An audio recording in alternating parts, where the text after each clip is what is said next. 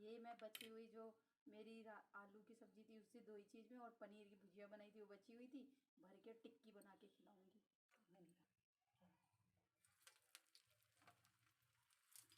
तो 23 हो गए थे आपके, पता है कम हो गया। और रात रात जब मैंने डाला मेरे तो कितनी बार सही से ले ऐसे करके। ये मत ले, वो ले, वो साबुदाने की बना। 2 मिनट में